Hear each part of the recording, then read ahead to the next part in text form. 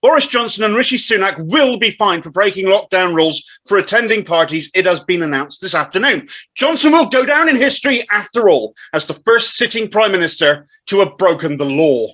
The man in charge of leading the country, of governing it and making the laws we all live by, decided the law did not apply to him, as did the man in charge of the nation's purse strings, and the law has found them both guilty of it. It took the Met long enough to investigate, but they finally did, and there was no burying the blatant, numerous examples of lockdown breaches that we've seen, that have been reported. There isn't a law these men could introduce now that people will be inclined to follow. Every piece of legislation will be viewed from the eyes of people being told to do something by other people who have proven they wouldn't.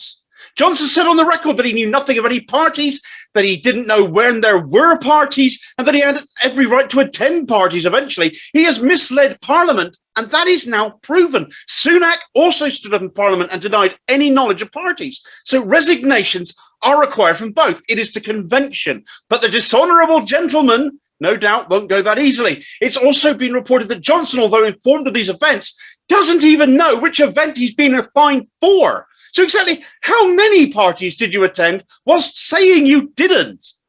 This may also be the tip of the iceberg. No officials, elected or employed, should be able to remain in a job of making rules or just telling others what to do if they've been fined as well. And that includes Carrie Antoinette.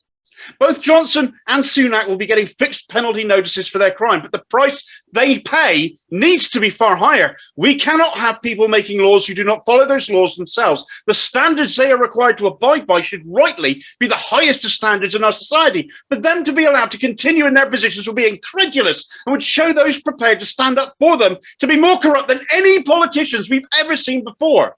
The Tory party should be calling for them to go. The opposition party should be calling for them to go. Parliament should be brought to a halt until they do go. Parliament's been misled as well as the law being broken. We've called this government criminal for a long time, but now it's led by actual convicted criminals. Johnson and Sunak need to pack their bags with immediate effect, fuck off and go. Nothing less can be acceptable.